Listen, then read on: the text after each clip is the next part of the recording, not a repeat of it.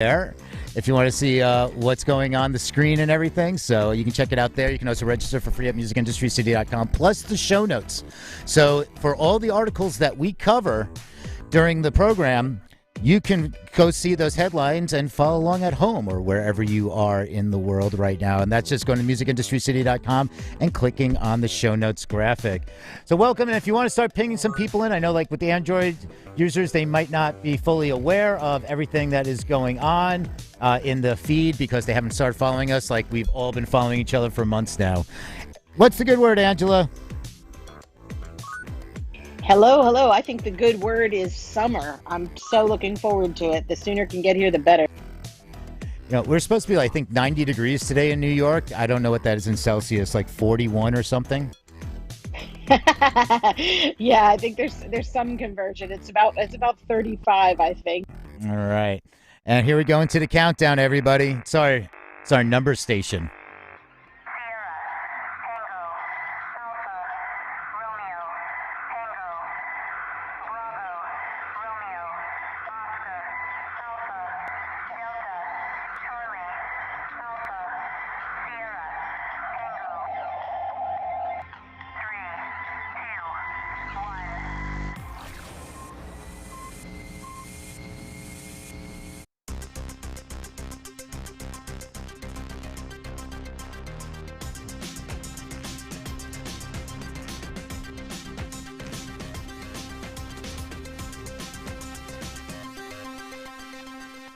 How you doing? Welcome to the Music News Power Hour here on the Music Industry City Broadcast Network. And today we are going to talk about SoundCloud is stepping up, an arrest warrant for Marilyn Manson, UK's Download Festival is back on, Turntable FM is back as well, and your guide to the metaverse. We also have some live music updates and your daily Spotify update. But first, let's welcome our co-host, Angela Randall. Eli is coming back tomorrow, but Angela, how you doing? Hello, hello. Good afternoon to everybody on this side of the Atlantic, and I guess it's now afternoon for you folks on the other side as well. Good to see you all. Yeah, well, you're confusing everybody on which side of the Atlantic you are with that American accent. Oh yes, I'm over here in the UK. Sorry, it's 5 o'clock here. So whenever you say it's 5 o'clock somewhere in the world, now you know what time it is where you are. It's 5 o'clock here. It's our UK correspondent. We're going to get our Brazilian correspondent in soon enough, and he has an Irish accent, so we're really just going to confuse everybody. And with that being said, I just want to remind everybody, ping your friends in. If Android users may not see the room, if you know some that might enjoy the conversation or might want to add to the conversation, feel free to invite them. And with that being said, Angela, let's get this going with this day in music history. Excellent, excellent. Yeah, let's get going with this day in music history indeed. Today, of course, is May the 26th. And this day in history in 1968, U.S. blues artist Little Willie John died in prison after being convicted of manslaughter. He co-wrote and was the first to record Fever, covered by Peggy Lee in 1958 in memory. Also today, we lost Billy Powell, singer with the O'Jays, died of cancer in 1977 in memory. And birthdays today, born this day in 1926, Miles Davis, jazz trumpeter and composer, who had a 1959 album with Kind of Blue. 1946, birthday today, English guitarist, songwriter, multi-instrumentalist, arranger, and producer, Mick Ronson. Happy birthday today in 1948, American singer-songwriter, Stevie Nicks. Also born today in 1964, American singer-songwriter, Lenny Kravitz. Some good ones today. 1972, English rock drummer, Alan White from Oasis. And lastly, born today in 1981, Isaac Slade, lead singer and pianist from American rock band The Fray. This day in history, also, 26th of May, 1966, the Rolling Stones were at #1 on the UK singles chart with Paint It Black, their sixth UK #1 single. It was originally titled Paint It Black without a comma. Keith Richards then has stated that the comma was added by the record label, Decca. It was the first #1 single to feature a sitar on the recording. This day, 26th of May, 1969, John Lennon and Yoko Ono began an 8-day bed-in in room 1742 of the Hotel Lorraine, Elizabeth, Montreal, Canada, to promote world peace. They recorded Give Peace a Chance in the hotel room. Petula Clark can be heard on the chorus. The song was credited to Lennon and McCartney, even though Paul had nothing to do with the record. This day in 1990, for the first time ever, the top 5 positions on the U.S. singles chart were held by female artists. Madonna was with #1 with Vogue, Heart were at #2, Sinead O'Connor #3, Wilson Phillips #4, and Janet Jackson was #5. Some heavy-hitting women there. I love to see it. 1994, this day, Michael Jackson married Lisa Marie Presley, daughter of Elvis Presley. The couple sadly divorced in 1995. And lastly, on this day in 1996, a fire at the home of Eric Clapton caused over £1.5 million worth of damage. Firemen arrived on the scene to find Clapton braving the blaze to save his collection of guitars. First thing I would grab, 100%. Back to you now, Peter. Right on. And I keep adding the Rolling Stones to this day in history just for you. Oh my gosh, you're trolling me. I knew it. I knew it. I could feel it. We can just safely say that Angela is not a big Rolling Stones fan. And with that being Don't said, judge me. let's get to the music news. All right, so this is where we scour the World Wide Web for music business news that we feel should be opened up for discussion. We're going to start the reads very shortly. First, I also want to welcome everybody tuning in on our video live stream. Feel free to say hi in the chat and ask any questions that you'd like or add any comments. And if you want to see what that video feed looks like, you can go to musicindustrycity.com. And you'll see that where it says live feeds, go here. You click that button, it'll take you to the YouTube. So this how it works is we read key sections of the articles for the first 20, 30 minutes. We open up the stage for roundtable discussion for the remainder of the hour. Feel free to raise your hand if you want to come on stage and offer your thoughts during the roundtable.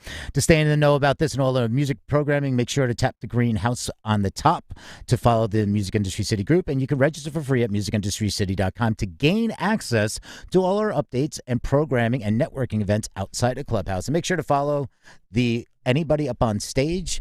And now let's get to it.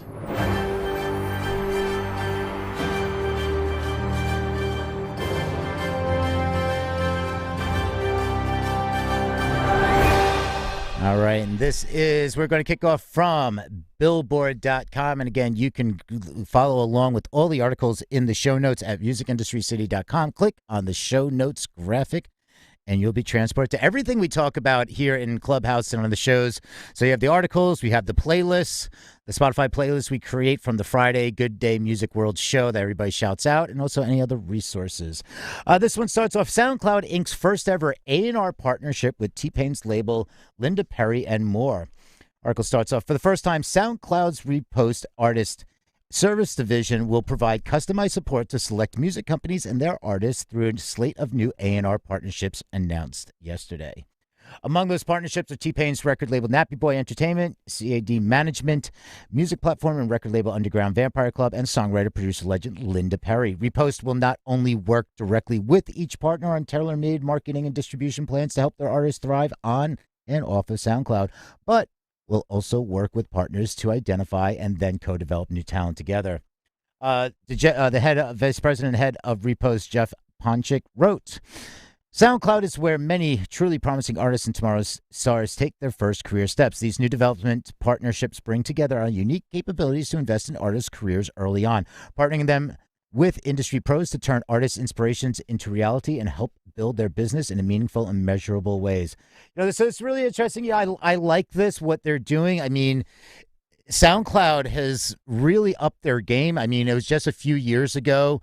We were planning the funeral services for SoundCloud, and they made a comeback, made a lot of restructuring, a lot of changes, and what they're doing. And they also are starting a Clubhouse talk series, an artist talk series this week, I believe, or they might have started it last night, I believe. I don't have that article handy, but this is really interesting to see what they're doing on SoundCloud. And also the user-centric payout model, they're can we say, daring to be different. And we're going to keep this going. I was just Googling that for you, Peter. Sorry. Yeah, I 100% agree. I feel like they're starting to enter the fray as a real player, and I can't wait to see more from them. Yeah, I mean, being able to have a A&R development division that can really help curate. And you look at different distribution. It's so much about distribution these days. It's a lot of people aren't looking towards the label system, so this could be a real great thing for artists. And also, other companies that, in distribution. So we have TuneCore and Believe, and this one from musicweek.com. So TuneCore and Believe partner with YouTube Shorts. TuneCore and parent company Believe have partnered with YouTube to provide music for the Shorts platform. YouTube Shorts is a new short-form video experience for artists and creators who use mobile phones to shoot brief 15 to 60-second videos. The platform initially arrived in the U.S. in beta back in March and was rolled out to all U.S.-based creators this month, with more tools and countries to follow. Believe in TuneCore's roster of independent music has been included in the YouTube Shorts music library, made available to creators to include in their videos. When creators use a song clip for their short video, the music is linked to the artist's full-length song, music video, and bio on the main YouTube platform. Viewers are able to go directly to the artist's videos on YouTube as well as the artist's YouTube channels. So Andrea Gleason, co-head and chief revenue officer of TuneCore, said, TuneCore is thrilled to partner with YouTube in introducing YouTube Shorts to the platform's robust creator community. Just as TuneCore democratized music distribution, short-form videos and social media are leveling the playing field for music discovery, turning everyday fans into tastemakers and giving them the power to make songs into hits. So, it's this is YouTube Shorts was the answer to TikTok. You see what TikTok has been doing with licensing deals with other labels and what they are offering and their creator programs. And YouTube also has creator program. So basically, they're saying that YouTube Shorts enjoyed a successful initial trial run in India. The trial for the TikTok rival resulted in over 3.5 million views per day. Since expanding the program, the YouTube Shorts player has surpassed 6.5 billion daily views globally. And the online community, the online giant, also recently announced the YouTube Shorts Fund, a $100 million fund for creators. So again, I mean, you're looking at distribution companies, over the years. I mean, you talk about the opportunities of with Twitch streamers and gaming. Instead of like dealing with labels, you're dealing with the distribution company. So if I want to have my music on Spotify, Apple, Qobuz, whatever the platforms, I can go to DistroKid, I can upload, and I say, hey, here's where I want my music. And by the way, white label it on YouTube.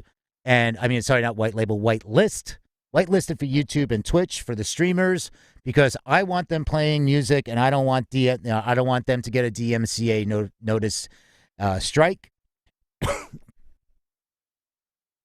Excuse me. So what we're seeing with a lot of these labels is these direct deals, or not like licensing deals with these other platforms that are giving the artist more like of a direct path, and I find this really interesting. Me too. I just want to give you a heads up to that SoundCloud thing. It's actually tonight. So 8 o'clock Eastern time. If you search for the SoundCloud Club on Clubhouse, you can tune in and check out the first one. Just wanted to give you an update because I Googled. Yeah, thank you for that. I'm thinking, I was like, I remember they said it was Wednesday, and I guess I still don't think today's Wednesday. I think it's today's Thursday. So that's my bad. It's hump day. Exactly. Thank you for that. All right, so we're going to keep on top of video for a little bit. Is digital music news. Vivo launches Vivo Rewind to better target nostalgic viewers. So Vivo has launched a new contextual advertising product called Vivo Rewind. Vivo Rewind allows brands to place their campaign alongside Vivo music videos of a specific decade. Contextual advertising for the 70s through the 2010s is available using this tool, in addition to targeting via music's genre and country. The tool follows Vivo's Moods contextual ad targeting product, allowing brands to target music videos for the emotional content. In short, a gym membership or exercise equipment ad may appear alongside the Eye of the Tiger music video. James Cornish, the VP of International Sales at Vivo, says nostalgia is a really important part of generational engagement, and perhaps even more so in times of uncertainty. Because our vast catalog contains everything from Elton John to Eurythmics, we can help evolve nostalgia with consumers no matter what decade they grew up in. And so it's really interesting, and it's like, being able to target these different playlists. So, I mean, though he just goes, we have everything from Elton John to Eurythmics. I mean, I don't know how far of a stretch that is, though.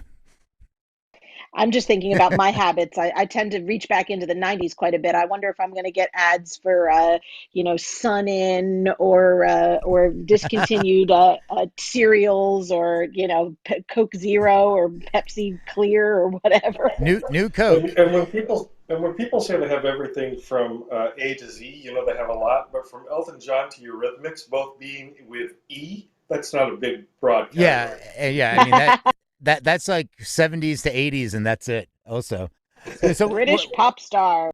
exactly. So they were also talking about the contextual ad solution can target consumers in the UK, Australia, Canada, Mexico, and the US. It helps take advantage of what psychologists call the reminiscence bump, or when middle-aged people access memories they acquired in the 10 to 30 age range.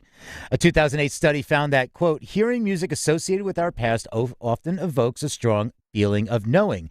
Just listening to music from our past can evoke memories about things that have happened to us, good or bad. Vivo is allowing advertisers to tap into that feeling to market their products and service among a likely receptive audience. So they're just playing with our, they're just like messing with our emotional heartstrings of, what that bad breakup in high school and when, and then you didn't have a date for the senior prom. I'll tell you what, if I hear Four Non Blondes, I'm afraid I'm going to negatively associate it with absolutely Yeah. whatever ad they show me. So Man, I again, sound like a hater today. I promise I do like some music. right on. All right. So we're going to move over to Consequence, and it just hasn't been a good few months for this person. But maybe it's well deserved. Arrest warrant issued for Marilyn Manson over alleged assault of videographer. Manson allegedly spit on a videographer during a concert in 2019. A New Hampshire police department has announced an arrest warrant for Marilyn Manson on assault charges tied to an incident in 2019. Manson, whose real name is Brian Warner, is facing 2 counts of simple assault for allegedly spitting on a videographer during a concert at Bank of New Hampshire Pavilion on August 18, 2019. Video team by the TMZ, which you can see in the article, shows Manson spitting directly into a camera that was being used as part of the in-venue feed. The videographer alleges that some of Manson's saliva also got on their person, prompting the individual to press charges. In a statement issued on Tuesday, the Guildford Police Department said Manson and his representatives, quote, have been aware of the warrant for some time and no effort has been made by him to return to New Hampshire to answer the pending charges. The charges carry a potential penalty of 2 years in prison and a $4,000 fine. The Guildford Police Department made clear that these charges are unrelated to the sexual assault allegations levied against Manson in recent months, and both the Los Angeles County Sheriff's Department and FBI have reportedly launched investigations into these allegations. So as we move around from state to state, Hey, yeah, Elliot, go ahead. I don't know if you're finished. Go ahead. did you have something on that article?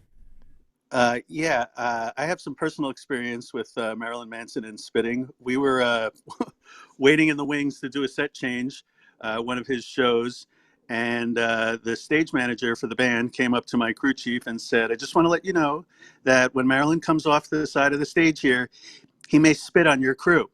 And my crew chief looked him dead in the eye and said, if he spits on any of my guys, he's going to be spitting teeth. So they made sure that he stayed clear of us during the act change. And so it just goes to show that he has this propensity, and they knew about it ahead of time, enough to warn us that it may happen. So I have no sympathy for him. Throw the book at him. Honestly, the biggest part of that story, the biggest part of that news story was that he's still doing concerts for me. Yeah. And we'll see what the LA Sheriff's Department comes up with, and the FBI with that investigation as well. All right. So as we go from state to state, and thank you for that, Elliot. We're going to talk about Texas, and normally, in the U.S. we might look at Texas and say, like, wait, what's going on? Maybe Texas should become its own country. But this one is in Billboard saying Texas concert venues to receive $100,000 annual rebates. The Texas government is extending support for its music venues and promoters. On Monday, Governor Greg Abbott signed State Senate Bill 609 into law, which would provide a yearly rebate of up to $100,000 for live music venues throughout the state. Called the Texas Music Incubator Rebate Program, the rebate will come from money the venues paid into the state's alcohol tax and the amount returned to venues would be determined by how much they paid in alcohol taxes the previous year. Venues will see the full or partial amount of taxes they paid on the sale of beer and wine returned to them up to $100,000. According to the bill, quote, the rebates are to assist eligible music venues and eligible music festival promoters in their efforts to support and continue to bring local communities in the state live musical performances, including the recruitment of musical performance artists. The bill was first introduced in the Texas legislature in 2018, but failed to get a Senate vote by the last day of the session in 2019. Bill was reintroduced again. Then they talk about Music Venue Alliance. Austin has been working on the language of the bill since the inception, and MVA's president and founder Rebecca Reynolds says, quote, it was an easier hill to climb, asking for a rebate rather than a separate tax rate for music venues. Instead of providing a new tax rate to entities saying they are venues, the rebate program allows venues to opt in, prove they are a venue, and showing yearly operation as a music venue.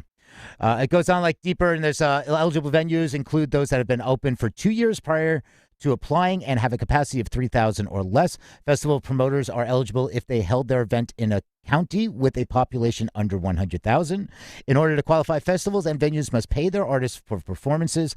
Applications will also have to prove that they have marketed events, have sound and stage crew, host live events at least 5 times a week, charge a cover or ticketing fees for shows, and other criteria stated in the bill.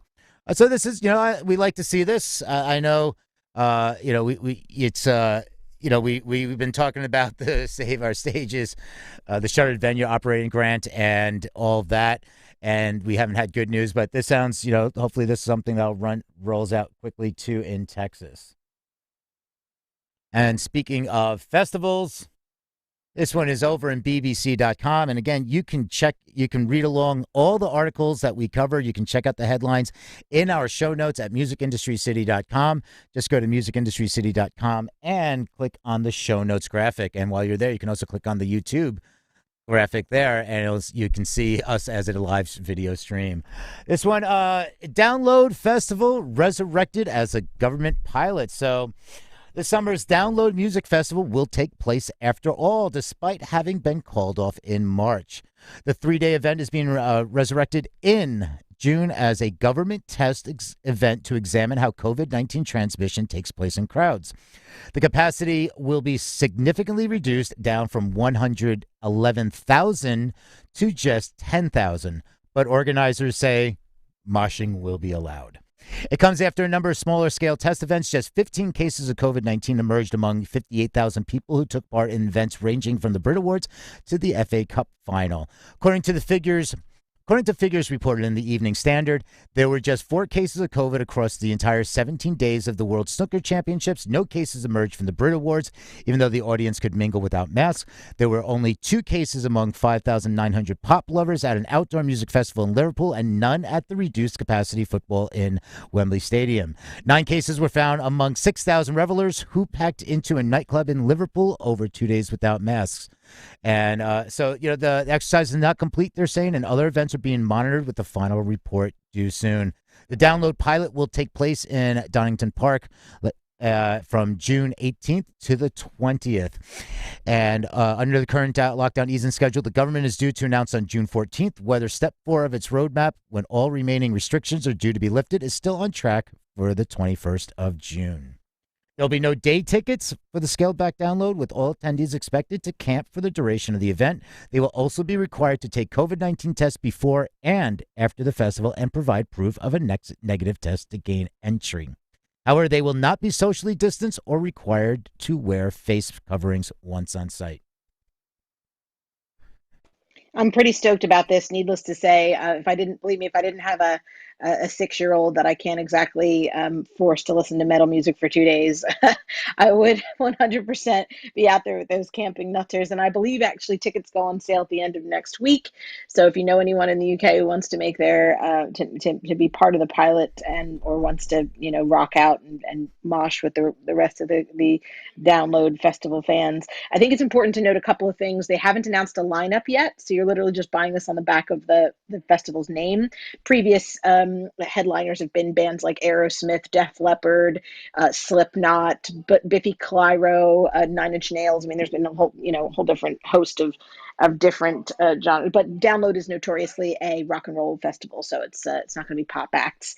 But because it's been scaled down from over 100,000 to 10,000, it'd be interesting to see if they get a really high level act that's just desperate to play, or if it's going to be somebody that normally plays to that size, like an O2 size audience, in which case it might really be kind of a cool event that wouldn't normally take place at a venue like that, to have camping and all. My husband and I were both speculating, and each of us has taken a side, but we'll let you know how that goes when they announce the lineup. I'll keep everybody posted when we get an idea who it will be. Yeah, I think they're announcing they said they were going to announce the lineup on this Friday. Yeah, so I think it'll just be a week before the tickets go on sale, to give people a little time to prepare. Right, and they already have 2022 lineup on their website, and like you said, it's going to be interesting because it was called off, it was canceled, so they released everything and probably carried over to 2022. But then, like you said, what acts are they going to get? Because maybe it's like, hey, is it just like, hey, we're doing this and we don't have as much money. Who wants in? It could be and a don't great forget, party. because of quarantine, EU travel restrictions, all sorts of things, it's very likely to be all UK bands. And right now, I mean, my money's on if Oliver's back from Brazil, it's either Bring Me the Horizon, maybe Youngblood. I'm not really certain who it will be, in fact, but it'd be nice to see and it's a festival, so it's going to be several days. There's going to be a lot of bands, so it'd be interesting to see what they come up with. Yeah, it'd be interesting to follow along. And with the COVID testing, it's great to see, but as it's like, how much longer are they doing these COVID test pilot or events, or is this part of when they're going to make their announcement on June 14th or the 17th about, is that where everything's coming, or are they still planning on doing more going into the summer? My understanding is that they're announcing it on the 14th because that gives a week ahead of the 21st, which is when it was all supposed to be open. We're supposed to be full capacity, back to normal. The only thing they haven't mentioned is masks. So I assume that they're still going to carry on social distancing and mask wearing beyond the 21st. But I can tell you that as of today, 30-year-olds in the UK are being offered their first vaccination. And we're beyond the halfway point now. More than 60% of the country has had two vaccines. They're also shrinking the time frame. It used to be 12 weeks between the two vaccines, and now many people who are in their mid to late 40s who are still waiting their second one are being offered their second one 4 weeks earlier, because they're just keen to get through it as quickly as possible. So we should be, hitting that target of the 21st, I think it's the first week of July. They want everybody to have at least one vaccine by, and we might actually come up earlier, because it does seem to be going quite quickly. That's great to hear. All right. Well, it's moving from the live to some DJs, and who remembers Turntable FM? Let's go back into the Wayback Machine about 10 years. And definitely. Yes. And I mean, it was great for the minute or two that it was active. And if you've been following or hearing anything about, there's actually two Turntable FMs, and this goes back into the fall of last year. There's this battle going on. One was a co-founder. They launched a different version of Turntable FM. Then the original co-founder relaunched Turntable FM with the original URL. So it's been something of interest. And there was the spinoff was doing crowdfunding, and they launched, and then there was dig into it if you want to find a little backstory, but this will give you a little bit more. And this is from The Verge, and the title is, "Wow, Investors Actually Just Gave Turntable.fm $7.5 million. Turntable FM, the social platform that lets people collaboratively build and perform DJ sets, has raised $7.5 million in venture capital, according to a Medium post by CEO Billy Chasson. Turntable FM was revived by Chasson as a response to the pandemic after it shut down in 2013, but it's not the only version of Turntable in the works now, which makes that funding more interesting. The investment was led by Andreessen Horowitz, their firm also known as A16Z, which has invested in products like Clubhouse, Coinbase, and Robinhood. And the list of investors also includes Seth Goldstein, who is a co-founder and investor for the original incarnation of Turntable FM in 2011. While Turntable is being run by its original creator, another group is trying to create a competing revival of the service. It's also called Turntable, but it's located at TT.fm. It's helmed by another former member of the original Turntable team, Joseph Perla, who hopes to turn it into a mobile-first service with a revamped design. The two sites, however, don't get along. That's the controversy over whether Perla was a co-founder or just an employee. Turntable FM's About page throws shades at this, listing Goldstein as the, quote, only other co-founder and over the trademark. Both sides say that the other made legal threats and that they wish the other would just leave them alone to work on the project. The top of Turntable FM's Wikipedia page is filled with warnings about disputes and close connections, and Chasson and Perla have both written Medium articles addressing the situation, both with their own versions of the story. Might remind you of the Spider-Man pointing at Spider-Man meme. If that's so, you might not be alone. All right, so he talks about going the original Turntable, and they've with 16Z, Chasson doesn't discuss much about what the future of the service will look like in the blog post, other than the fact that he's turning off the Patreon crowdfunding. The author spoke to him right after the site originally came back, and at the time he said the site was only playing YouTube videos, but that SoundCloud integration was in the works, and it seems he's made good on his promise as that integration is now in place. And the Medium post also says that Turntable.fm is looking to hire engineers or designers to work on its team, which makes sense now that the company has some money to spend. At the moment, the service is still hidden behind a password, which is set to users after they join the waitlist by emailing Turntable on You have to email Turntable their favorite song. The site's message implies you'll be judged by your taste. I find it absolutely amazing. Sorry, Peter. I find it absolutely amazing that the conflict between these two people and these two sort of sides of the warring factions of the same company is kind of a microcosm for the reason that Turntable sort of didn't catch on as well as it could have done. Is that nobody wanted to listen. Everybody wanted to be the DJ and run their own rooms, and so it's like everybody running their own sort of segment of the company. Nobody's benefiting from it, at least until they can then sort out their differences. I hope they figure it out eventually. I see this news a little bit differently. I see it that if these guys can raise $7 million, anybody in this space can go out and raise $7 million, because although that had some good brand name traction behind it, it ultimately wasn't successful. And, taking another run at it, great. But I can think of other propositions in this space that deserve another run before Turntable. And with that, it's like if it's we have to see how different it's going to be. I mean, when you're talking about what's going on in VR, XR, augmented reality, things like that, where you could have real DJs really DJing parties that you can show up as avatars and you can have a more engaging experience as opposed to, we all thought it was cute. It was great. It was a lot of fun, but also licensing was an issue. So that $7 million, that's going to go a lot to licensing and legal stuff. But was it a novelty in the first place? Was it one of those like, hey, it had its 15 minutes, great, that was a lot of fun, and now is it something that like it's like. Billy saw the other one come back. He's like, well, no, I'm not going to let that happen. So I'm just going to put it out there and I'm just going to go raise some money. And, now I have some fuck you money. I think the technology that's been developed since then, both with Clubhouse, with Twitch, with a few other things, it's kind of, unless they truly sort of remake it and create something else, the purpose they had for it in the first place, like you say, Peter, if it goes into the VR space, then it might have some traction.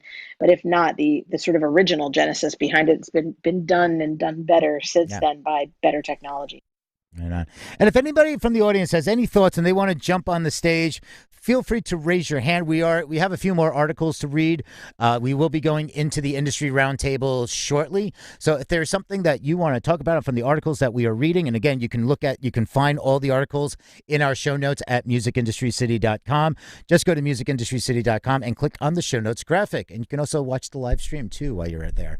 So you can see, I can wave. I can be like, hey, what's going on, everybody? How you doing? And you can see everything up on the screen. screen. With that being said, we are going to go over to from Turntable and Sick of Technology, and this is from Music Alley.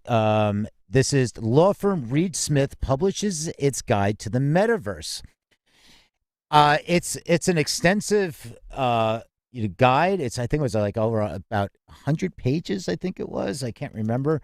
You can download the report from this article. And what I scanned through the article, and the reason I'm pointing this out is, what is really interesting is what they cover talking about the metaverse here. Okay, so they really get into a lot of talking about what is the metaverse, first understanding it, then talking about like advertising and like entertainment and media, games, music, talk about legal issues with intellectual property, artificial intelligence. I mean, there's a lot of these legal nightmares opening up over NFTs, and we're going to talk about that in a little bit more. They talk about data protection, privacy. They talk about Bitcoins, other crypto assets, and ownership in the metaverse.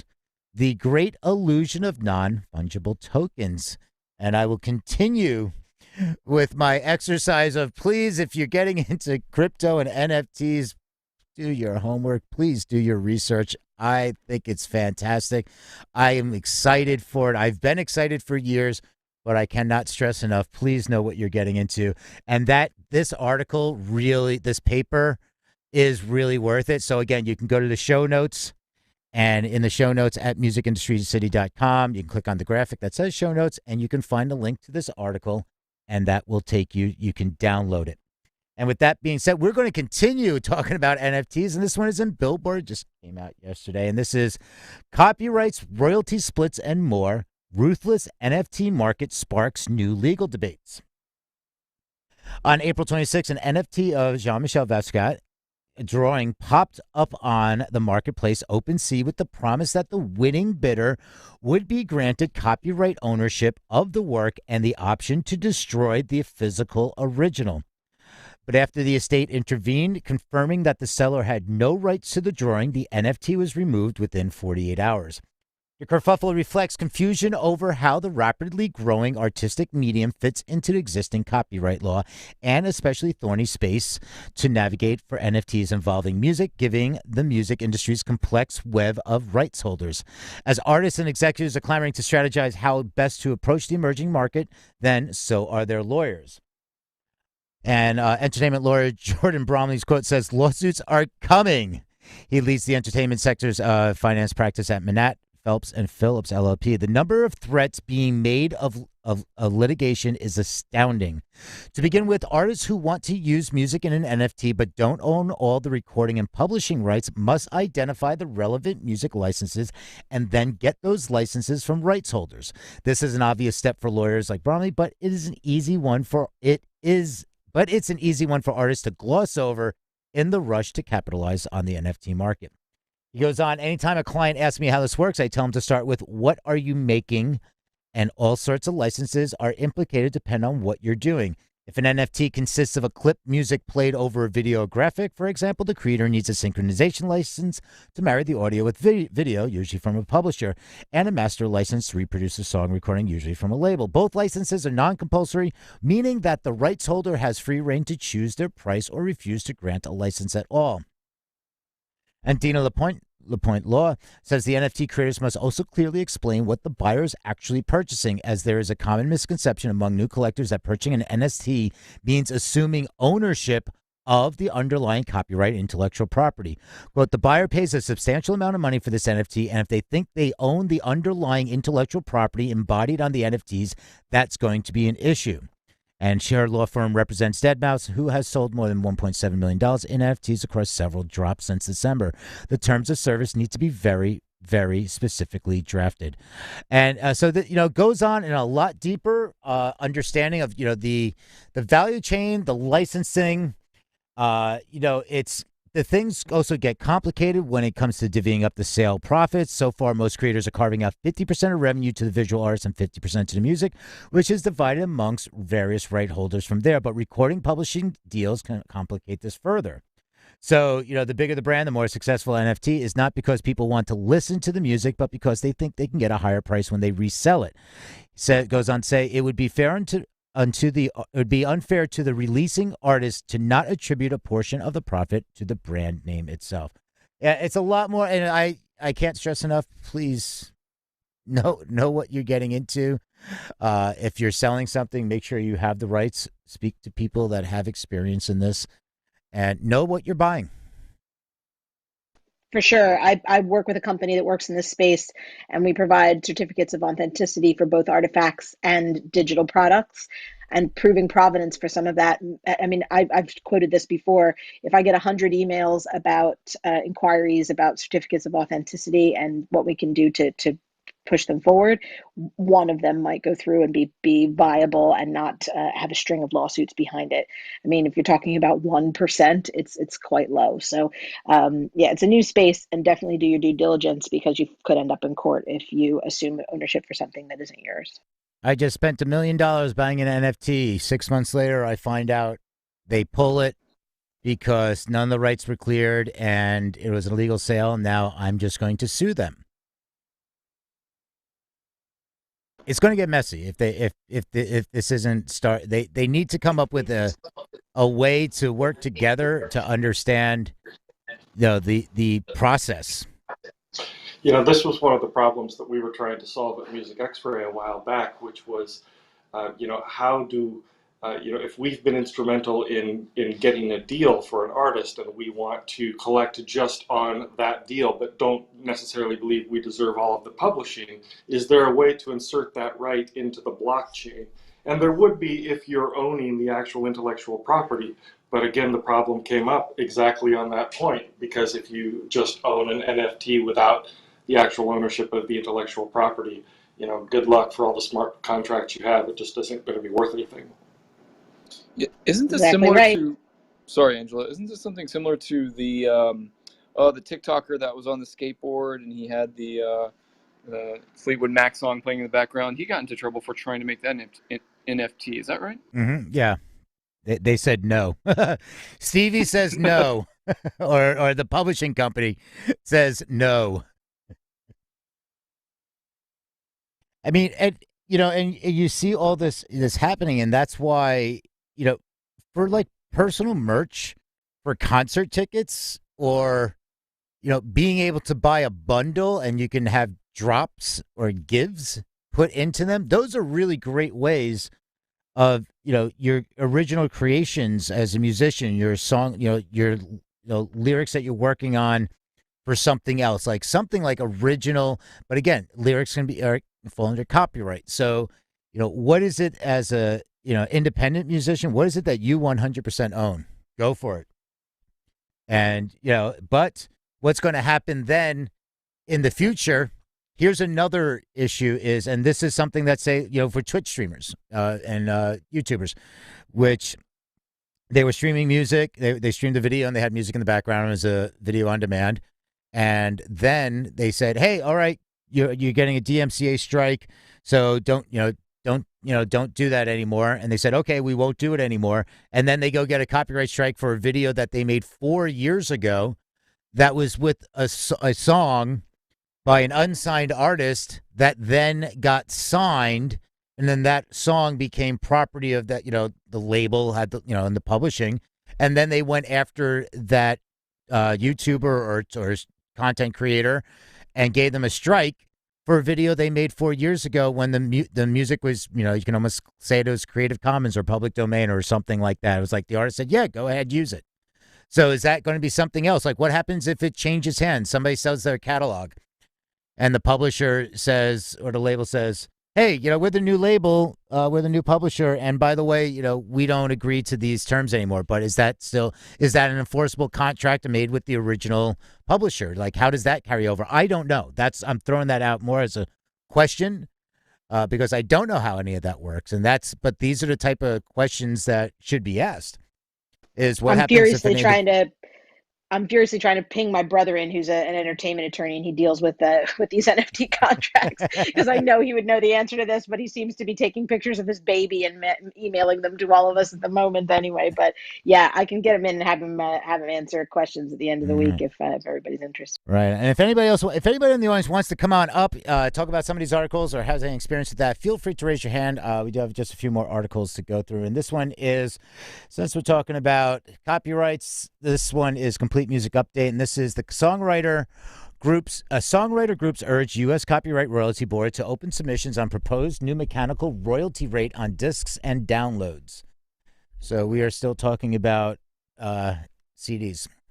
An alliance of groups representing artists and songwriters have welcomed a commitment by the U.S. Copyright Royalty Board to publish and accept comments about proposed settlement regarding the mechanical royalties due on CDs, vinyl records, and downloads sold in the U.S. However, they have also expressed concern that the organizations that agreed that proposed settlement might now be employing sneaky tactics to make it harder for artists and songwriters to comment on it. In the U.S., the so-called mechanical copying of songs is covered by a compulsory license, meaning that although music publishers and songwriters are due payment whenever their songs are copied, the rates they are due are set by a panel of judges, aka the Copyright Royalty Board. Those rates are then reviewed from time to time. In recent years, most attention has fallen on the mechanical royalty rates that apply when music is streamed, a stream involving some copying as well as some communicating and making available of a song. The last time the CRB reviewed the streaming rates, it approved an increase so that the rate would go up over a number of years from 10.5% to 15.1% of any monies allocated to a song by a service based on consumption share. Although that has brought the U.S. statutory rate more or less in line with the rate enjoyed by music publishers, which negotiate direct deals on the free market in other countries, most of the streaming services have appealed the CRB's decision. Spotify, which has received the most criticism for its involvement in that appeal, insists that it doesn't oppose the price rise in principle, although it did specifically do that earlier in the CRB proceedings, but rather it has issues with other elements of the compulsory license and the process the CRB went through when deciding new rates. Either way, that appeal is ongoing, with the streaming service on one side and the music publishers and the songwriters and their respective trade organizations very much aligned on the other side. So they talked about mechanical royalties due on CDs, vinyl records, and downloads. In that domain, the record companies, rather than the digital firms, are the customers and the mechanical rights and therefore pay the royalties. The rates for discs and downloads are currently being reviewed, and earlier this year, the National Music Publishers Association and Nashville Songwriters Association International filed a notice of settlement in principle with the CRB that stated the two organizations had agreed a provisional settlement with the major record companies to keep the current rates in place, which is basically 9.1 cents per copy.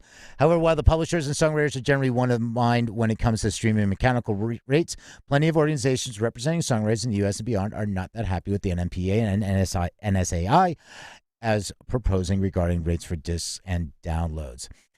So this really goes on. They talk about the letter. This is something to, you want to kind of just keep pay attention to. These are typically long and drawn out.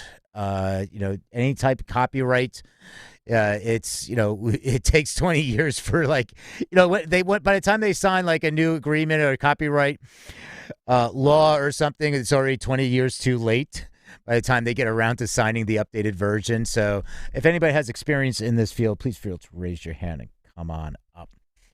And just got a couple more. We have a hip-hop music creation app, Rap Fames, reaches 10 million downloads. And this is just more of the startup tech side. Startup Rap Tech Studios has reached a new milestone for its Rap Fame app, more than 10 million downloads across Apple and Google's app stores. The app launched in 2018 as a way for people to record and share hip-hop tracks with the built-in social network based around the idea of virtual crews. The app now has a catalog of more than 1,000 beats for its users to work with, and says that more than 6 million tracks were uploaded by that community between 2019 and 2020. Rap Fame is operated in an increasingly competitive space. This is from Music Ally. They recently wrote an article about $2.3 million of funding round for rival Rap Chat, while Facebook's experimental NPE team unit launched a hip-hop creation app called Bars earlier this year. And with that, let's go into the Spotify spot. It's that time. Yeah. It's the spot. There we go. Spotify, as we like to do every day, we like to talk about Spotify because what's a day without a Spotify update? And this is Spotify from 925google.com. Spotify for Wear OS will soon be available to download music and podcasts. Amongst a bevy of Wear OS announcements at Google I/O, Spotify has shared that their smartwatch app is getting enhanced with the ability to download music and podcasts. One of the promises Google made for their updated smartwatch platform is it will bring together the best of Wear OS and Tizen. Up to this point, one of the biggest advantages of Spotify and the Samsung Galaxy Watch is that, unlike the Wear OS app, is the ability to download music and podcasts for offline playback. During the Google I/O 2021 developer keynote, Spotify shared that their Wear OS app would be soon updated with support for downloading, quote, your favorite playlists and podcasts. All right. So we believe that wearables will be more and more important in the future, and we see our investment as absolutely essential for Spotify. And, with this, it's also, they were talking about that some of these apps, you're going to, Apple's doing, things that are saying like, hey, you're going to be able to use your Apple Watch and you don't even need to have near a phone, and other smartwatches and smart devices are saying, yeah, you're going to be able to do X, Y, and Z without being attached to your phone. So it's going to be really interesting as we go further in that way. And that is it for the reads. I still have a few more I could go to, but I want to open this up for the roundtable. Feel free to raise your hand, jump on stage. If we missed anything that you want to discuss, bring it on up. And if there is something that we did discuss and you want to talk about some more, let's hear it. And let's pass over to Angela. Angela, anything stick I thought you out were going for to do you? the weather report. I was going to say, in case we needed to check the weather, it's been pretty foggy here in London. I tried to catch some fog, but I missed. I just kind of like blew right through it. I was just kind of like, all right, I got another weather pun. You blew right through it. I love it. We're good like that. Anything stick out in particular for you? I'm going to be keeping up. I'm passionate about metadata and copyrights. I try to learn as much about it as I can from both sides of the pond. And so that one sort of stuck out for me because it does beg the question how with all the Music Modernization Act, and now with the new sort of mechanicals registering, it does beg the question that physical releases that came out back in the day, do people have recourse then if they become huge? I mean, we have to be honest with ourselves. Some of the more legacy artists are going to be ending their time with us, which is a nice way of saying leaving the planet. And there may be a burst suddenly in physical product that people want to have to hang on to, and there might be some issues there with catalog hand changes and who gets what and why, if they're being reproduced or if they're being copied or used in different and new ways as technology emerges. It'll be interesting to see how royalties will play out. Yeah, it kind of feels like the music industry is going through a similar thing that it went through back when streaming first started taking off. I mean, it started with Napster and all the illegal downloads, but then moving into streaming, it felt like the music industry had to kind of catch up with legal terms and systems. So it feels like they're going through another kind of big shift like that. Maybe I'm wrong, but that's kind of what it feels like. Victoria, and you never know, Hypnosis might be on top of that as well because of all the catalog buys that they've been doing lately. So maybe there's stuff behind the scenes of they're anticipating having been burned the first time around. I think Peter was going to go to Victoria. Sorry to cut you off. Yeah, I mean, Victoria, we were talking about a lot of licensing and everything that, from the publishing side, from the, mechanicals, from, all across the board. Is there anything that you're seeing that maybe something stuck out that we were talking about here? Because we have the CRB, we're talking about NFTs with the licensing, just, a lot of what's happening. Do you have any thoughts on this? Yeah, I mean, I haven't seen. Oh, I think we just lost I know you. that was. Oh, can you hear me okay? Now, yeah, start over. Oh, yeah. I was just saying I haven't been aware of too many discussions on the publishing side, at least with Cobalt, but I do know with AWOL that they were having more and more discussions around the licensing and just how to monetize the NFTs in general and incorporate that into the agreements because it's such a new area. But unfortunately, I don't have too much insight as it relates to publishing. So is this something like they're talking about, hey, if you sign a contract with us, NFTs are now going to have its own section, digital real estate? Yeah, I don't think that they know exactly if it's going to have its own real estate in the agreements, or if they're going to try incorporating that into some sort of like digital download. But yeah, there's been a lot of discussions in our BA departments about how exactly we're going to encompass this in the agreement. But that we do believe it should be included in in the agreements because it is a form of distribution. That's interesting. I wonder if it's going to be one of these, another one, not, and I'm not calling out AWOL or Cobalt or anything by any means, but we know how like the music industry can be. It's like, oh, look, another revenue stream. How much of that pie can we give? Or, hey, you cannot sell an NFT without our written permission, and this is our cut. I mean, this goes back to and I think Mike, you mentioned earlier, I think it was you or Brian, saying like the music industry is always playing catch up, and they've always been late to the game with technologies, and that's why we're a lot in the situation we're in a lot of these times, that technology companies are leading the music industry. But I mean, it goes back to, this is nothing new. This is going back 100 years when we started radio, and you had record labels forcing their artists to sign contracts saying you cannot have your music, you will not play your music on radio. And that was the music industry saying like, no, you can't play you sign this contract stating that you will not allow your music to be played on radio, because they just want to sell records. And then that changed over time, but that's where we started. Yeah, it was Stan Cornyn in his book Exploding, which was about the Warner Music Group. He said, in the race to adopt new technologies, the music industry finishes just ahead of the Amish. Oh man, that's a great quote. Well, it's like also there's the other quote. It's like the music industry is all evil thugs, thieves, and stuff, and all that, and it's like, and then there's a bad side to it. Right. That was who was that? Hunter. Was it Hunter Thompson? Hunter, yes. Hunter, yeah. Yes. Yeah. I totally don't remember that quote. All right, want to start wrapping up with final thoughts. Anybody, you want to just go around really quick? Just Angela, you want to go around really quick for any final thoughts? Sure. Well, it should surprise nobody that I'm excited to hear about the Download Festival happening as a pilot event, and I'm pretty excited to hear who the lineup is going to be. So I will certainly be keeping my eye on that one. Yeah, let's have some final thoughts. Brian, what do you think? No, it was a great room. I love being here. Thanks for having me up. Great job, everybody. Thanks, Mods. Cool. Mike?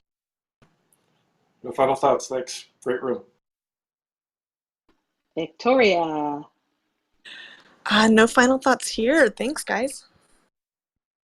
Brian with an I. Anything you'd like to share with us before we close Brian? Hey, Peter. No, just came in here towards the end. I loved the pinged you up, conversation. Yeah. Definitely interested in where the publishing space is going, and just always enjoy this room. So thank you for having me. Right on. Hey, Brian, you free later on all today for a phone call? Like you got 20 minutes at some point? Sure, buddy. Anytime for you. All right, I'll email you. Set something up if you're free. Totally just putting you on the spot good. On the show. I'm like, sounds good. But I've been meaning to reach out to you. It's like this is the easiest way to set up to set up a call. Yeah, for sure. All right, everybody. So once again, thanks for tuning in. We do this every Monday through Friday at 12 p.m. to 1 p.m. Eastern. It's the Music News Power Hour. That's why we keep it at an hour. It has a nice ring to it. And you can also register at musicindustrycity.com, and you can register for free, and you'll get access to what goes on behind the scenes of the website, all the things that are rolling out the community, the networking events. We do stuff that are live streamed that outside of Clubhouse. We also do stuff in VR. We have a metaverse. So you can go hang out as an avatar in the metaverse, and we can just have watch parties, hangouts. There's a lot going on. There's a lot to be a lot coming up, a lot of great, exciting things. So make sure you go to musicindustrycity.com. And if you also want to check out the show notes to any of the articles that we missed, you can check that out at musicindustrycity.com. Click on the show notes graphic. And also at the website, you can see like any of these past episodes. So if you missed one of the news days, we leave in the playlist, we leave the week, and then we have the week in review for Friday for everybody to jump up on the screen, up on the stage, and let's just talk about it. Let's have the water cooler talk. And thanks again, everybody. Thank you, Angela. And have a great day, and we'll see you tomorrow, everybody. You too. Right, Thanks, you. everybody. Thank you. Cheerio.